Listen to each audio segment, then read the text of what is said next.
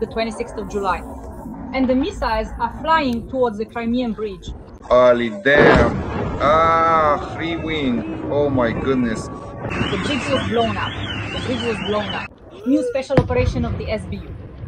Boo, bada-boo. And something terrible has begun in Crimea. A new series of explosions on the Tarkankut Peninsula, Donuslav, Evpatoria, Saksky district, Bakhchisarai, Kachi, Sevastopol. Explosions. Just now, it was reported out of 12 missiles flying toward the bridges. Right now, you can see the Shonhar Bridge. The SBU is launching a new phase of the special operation, attacking the Crimean Bridge, military facilities, airfields, and military bases.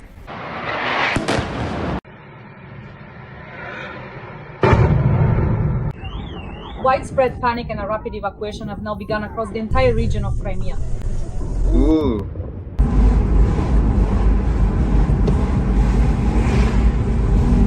We've been standing here since 4:25 in the morning. We've been here for about 5 hours, and in the 6th hour they turned us around and sent everyone home to rest. We'll discuss all this with the well-known military analyst Roman Svitan right now. There it goes again. Oil depot. A new series of explosions in Crimea. God, SBU, don't stop. Tarkankut, Donuslav, Evpatoria, Saki district, Bakhchisarai district, Kacha, Sevastopol. Explosions. Panic has started in Crimea. There's an evacuation in Crimea.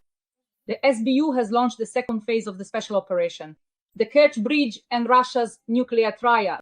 Ukraine is attacking two parts of Russia's Nuclear Triad, the Northern Fleet headquarters, the nuclear submarines in Severomorsk, strategic nuclear bombers, and the Kerch Bridge. The bridge has been damaged. That is, at least one of the bridge's supports has been damaged. If we look at the overall attack on Russian strategic targets, and specifically strategic ones, because, for example, strikes on Russian strategic aviation aircraft are strategic targets, especially since there are 5 of them, as it turned out 5, just as we said. The thing is, Ukrainka wasn't counted. At least one confirmed Tuesday 95 AM at Ukrainka was hit. So strategic aviation, and after that the strategic bridge. The bridge truly has strategic significance because it connects the Russian Taman with our peninsula Crimea, and if it is put out of commission, destroyed in principle until we liberate Crimea, or, for example, until it becomes possible to approach with a bomber and simply drop hundreds of aerial bombs on this bridge, it cannot be destroyed. There are certain factors that make it impossible to do this. Only engineering methods can be used to destroy. That is, it would require blowing up all the pillars. In other words, you would have to lay charges, but there will be a lot of problems, at the very least with deactivating it from its active state. But simply damaging it for the time being, as was done by the security service in the past, both in 2022 and 2023, to disable it for a certain period, at least for half a year, for example, during the summer campaign, that is indeed possible. Moreover, a significant strike, specifically on the strategically vital Kerch Bridge, is intrinsically tied to the very beginning of our comprehensive liberation campaign for the complete deoccupation of the Crimean Peninsula. Why is this the case? Because it is absolutely necessary to first destroy this bridge, or damage it, or put it out of commission. There are different ways to disable it so that the Russians cannot transfer a sufficient number of troops to Crimea. After that, using long-range strike capabilities, those same drones, missiles, it's only 200 to 300 kilometers to Crimea. We have the capability, almost everything we have can fly that far. In other words, that's the main range for our long-range operational level strike assets, which are also operated by the security service. That's why I think the next wave will be a strike specifically targeting military facilities in Crimea, of which there are at least 100 stationary ones currently operating and about 100 mobile ones as well. So the intelligence services have a tremendous amount of work ahead of them, but this can already be considered a strike on the Kerch Bridge. This is the beginning of the liberation campaign in Crimea. Roman Grigorievich, regarding the nuclear triad, I heard a comment from Kit Kalagu has simply stunned. He believes this is an enormous, colossal problem for Russia. This is called escalation. That Ukraine struck at the nuclear triad of the Russian Federation at two components, right? That's the Northern Fleet of the Russian Federation, where the nuclear submarines are located, and of course the strategic nuclear aviation. How much of a breakthrough is this? And do you feel that the strike on the Kerch Bridge is the second phase of the SBU special operation? Well, that means there will be a third phase as well. If, for example, a Russian submarine gets hit, say, in the Northern Fleet or the Pacific Fleet, I wouldn't be surprised because they feel far too comfortable in the seas. We have already struck both Russian ground positions and strategic positions, but there remains one so-called maritime component. That's why in the near future, most likely, if you remember, or rather if you haven't noticed, the main intelligence directorate has gone quiet some. They carried out operations in Vladivostok against the Russian Pacific Fleet and then went quiet somewhere, not ruling out the possibility that yet another Russian submarine might sink. And Putin, as always, will say, well, what happened to the Kursk, to the submarine? It sank. What happened to the strategic aviation? It burned down. What happened to the Pacific Fleet? Well, it broke down into quarks. So these two might happen. Let's wait. There's probably still a third serious blow ahead. And about this first one, you were right to point out the triad. You're emphasizing it correct. Why? Because the air component is one of the main components, and it was the first to be put into service. It is specifically the strategic bombers that make up Russia's strategic nuclear arsenal. Malyuk strike demonstrated that this component no longer dominates the world unequivocally. Why? Because, well, a $500 drone or simply a sufficient number of drones can practically destroy Russia's strategic aviation. This is possible. Everyone understands perfectly well that we have now entered the era of drones, the era of unmanned systems. It feels like in the near future, planet Earth will turn into a kind of planet Chelyabinsk. No water, no vegetation, no mineral resources, inhabited by robots, in other words, populated by these kinds of drones. And in the end, this apocalypse that was once shown in Hollywood movies could very well become reality. So this significant problem truly does exist in virtually all countries across the globe that have heavily invested in robust strategic security mechanisms and defense systems. I mean, what was the point of investing tens of trillions of dollars over the last 100 years into something that in the end, the $500 drone can just take out in a matter of seconds, as Malyuk demonstrated? That's why I would say that Malyuk and the security service of Ukraine have become the cornerstone at the beginning of a new era of security with different mechanisms. The real investment should be in robot speed, that, I mean, obviously drones that with minimal funding can accomplish major tasks. Basically, all these strategies will eventually be rendered obsolete. Once, if anyone remembers, Reikinmai, he rest in peace, had a great monologue where he said something like this: where are those six-story fools, the dinosaurs? Where did they go extinct? But the little bug, it's been living and thriving there for 30 billion or however many 3 billion years. That's more or less what the next era will look like. In other words, the little bugs we're talking about now, the small drones, they'll keep getting smaller and smaller, but without losing their combat effectiveness. And in the end, what will they come to? Exactly what Putin recently predicted together with Skabieva and all that Russian media riffraff. Ukrainian combat mosquitoes. You were just laughing about combat mosquitoes. Believe me, when billions of Ukrainian combat mosquitoes invade Russian Siberia or beyond the Urals, I won't even comment. There won't be a single Russian left. They'll be drawn to them by the scent. And the Russian spirit smells so strong, it's unbelievable. No filter can help with that. You have to put on gas masks if there's a Russian feather standing nearby. So naturally, following the scent, these Ukrainian combat mosquitoes will wipe out the whole Russian herd, this entire Russian federalist herd that attacked Ukraine. Roman Grigorievich, regarding the Northern Fleet and the Pacific Fleet of Russia, how feasible is it to carry out a special operation there at all? Well, it's definitely possible. As for the Northern Fleet, on the one hand, it's simply closer because it's just over 1,000 kilometers away, and we've already carried out missions there before. Olenia is not far from the base, yes. So this direction is basically possible even with long-range strike systems launched from our territory.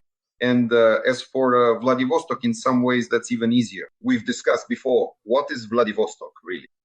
Well, it's Zeleny Klin. It's the far eastern Ukrainian People's Republic, which is populated not by robots, but by Ukrainians. Well, Ukrainians, for over 100 years, tens of thousands of Ukrainians were brought there under certain programs, mostly from the Poltava and Chernihiv regions. Why is there an airfield called Chernihivka there? Well, I know this, for example, from the airfields. Chernihivka and also Ukraine Katies are people from Poltava natives and residents of the Chernihiv region back in the day.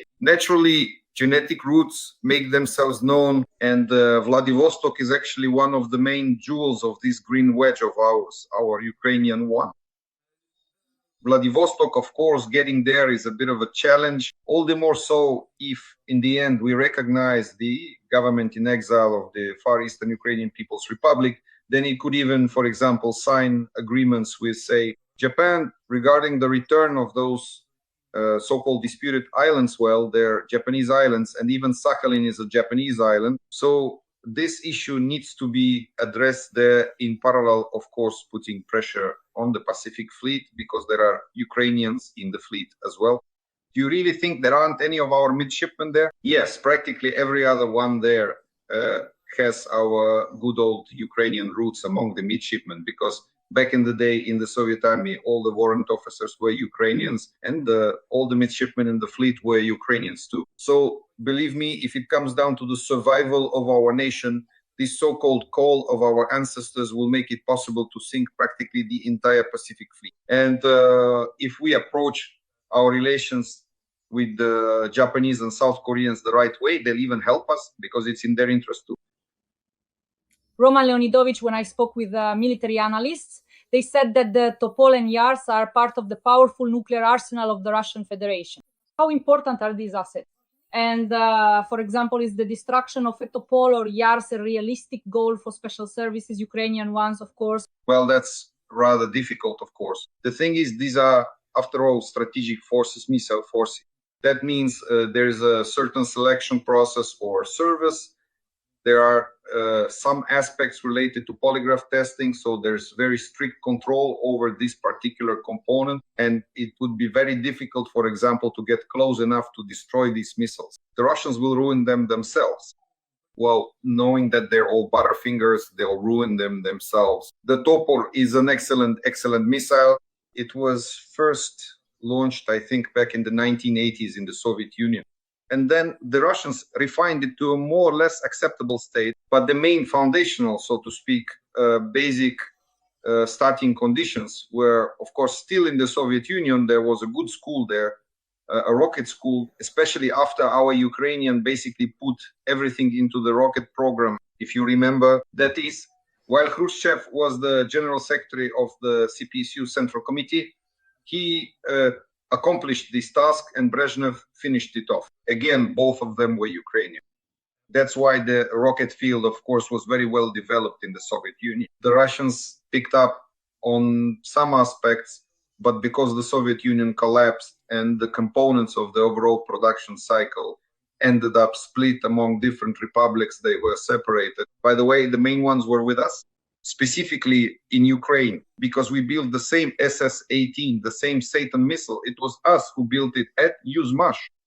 Naturally, the Topol is a continuation of this kind of missile program, especially the Topol-M. It's quite a good missile. The next one after it is also, well, not exactly a clone, but it's basically the same kind of missile, just with a different warhead, with multiple independently targetable re-entry vehicles. That's the Yar. After the Topol, then the Yars, the RS-24, then they built the RS-26. They tried to build the Oreshnik, also known as Rubezh. That's the Rubezh. Putin called it Oreshnik. And the next line, the fourth missile, is the RS-28, which is the Sarmat. Well, the Sarmat can't even get off the launch pad. Out of 7 launches, there were 6 explosions, and several silos were completely destroyed. And most likely, this whole series of missiles has been scrapped. So basically, they won't really have the Sarmat. and with the Oreshnik, they'll just run around like a fool with a sieve. Once its potential for information pressure runs out, at least that's how I see it. I forgot to, but there are two missiles that are serious and problematic for us and for the whole world as well. Those are the Toppo and the Yars.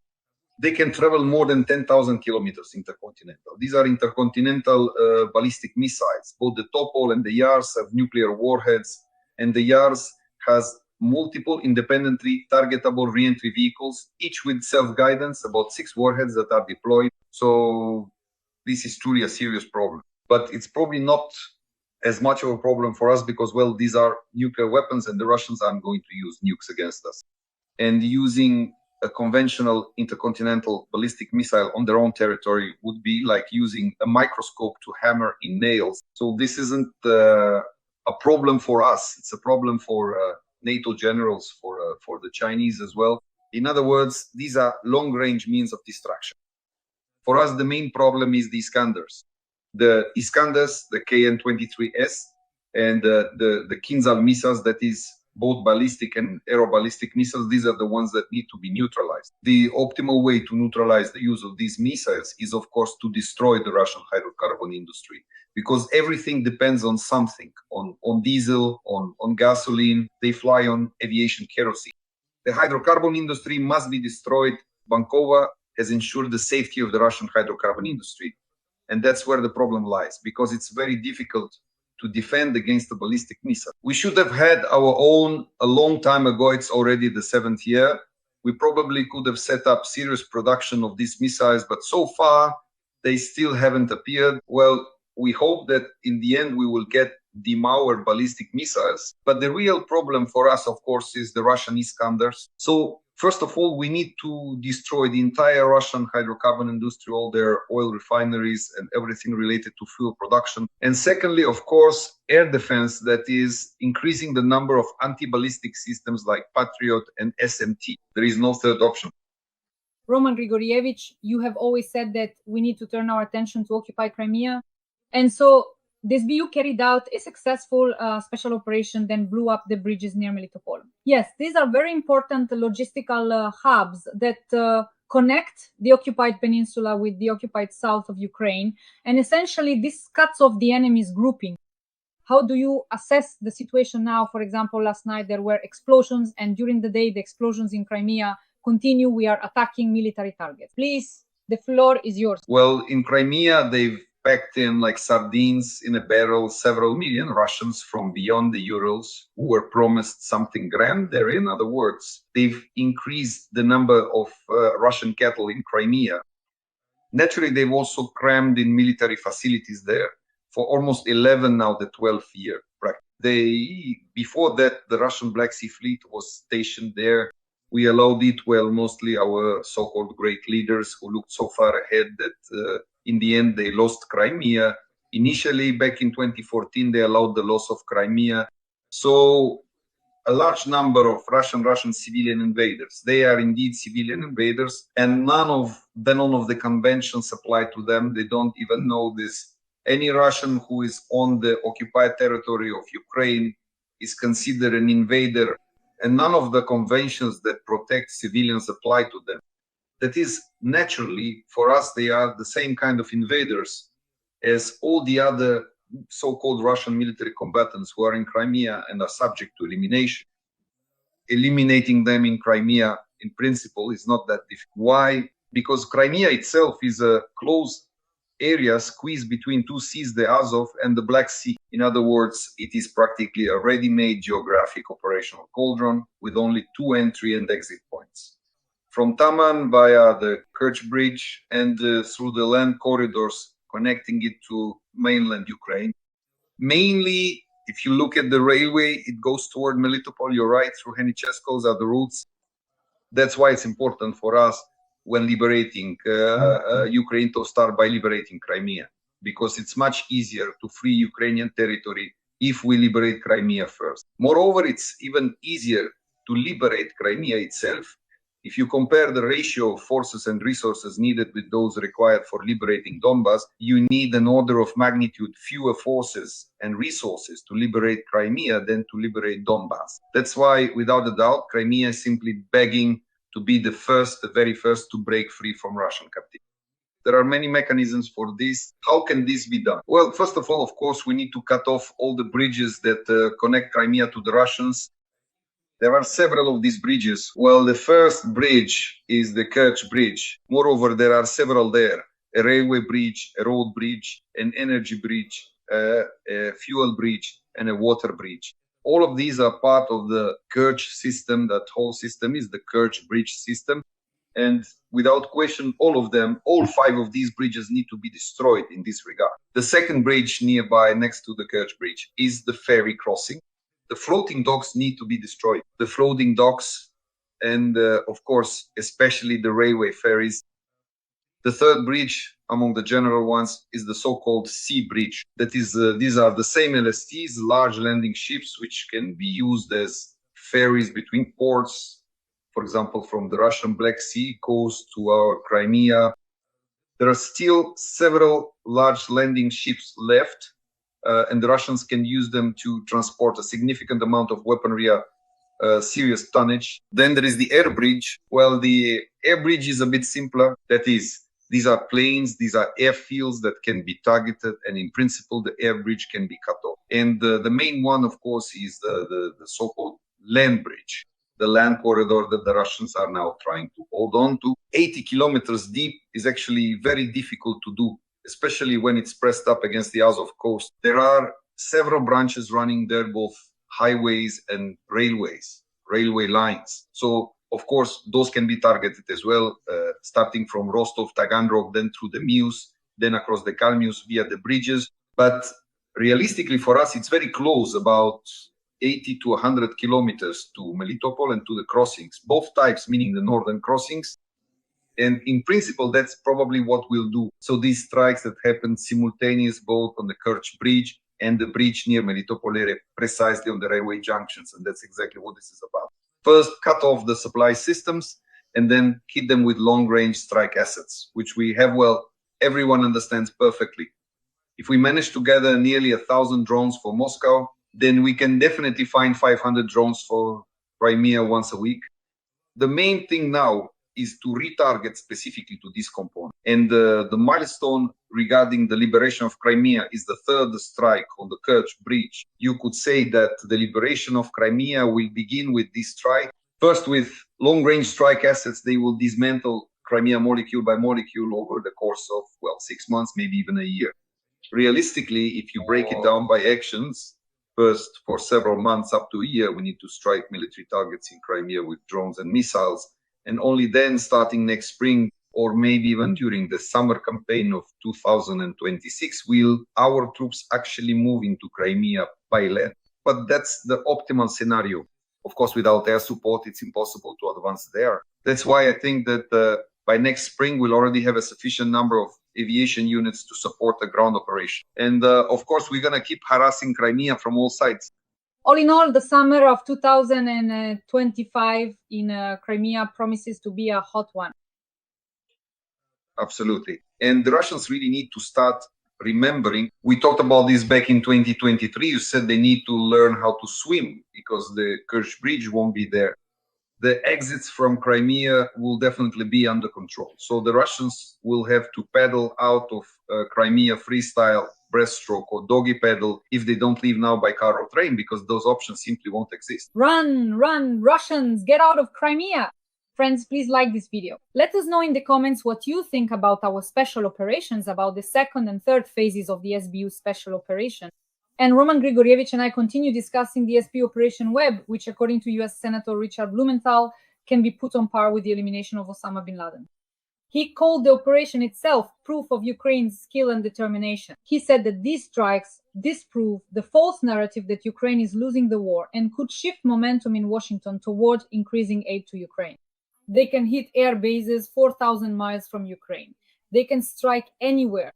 In terms of sheer skill and audacity, these attacks can be ranked alongside the US raid on Osama bin Laden and the Israeli operation with trains as some of the greatest military achievements of recent years.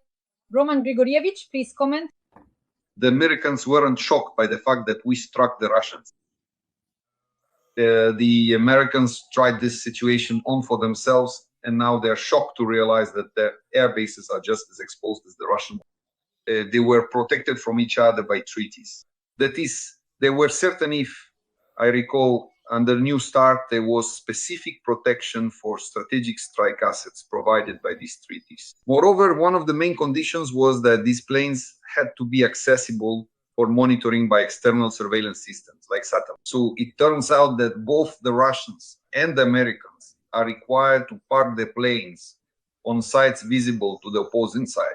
But we're not adversaries, are we? No one told Malyuk that. He hasn't even read the New START treaty. Naturally, he went ahead and struck at the Russian strategic bombers, taking one issue off the table. And now the Americans are thinking, wait a minute, the same thing could happen at their bases too.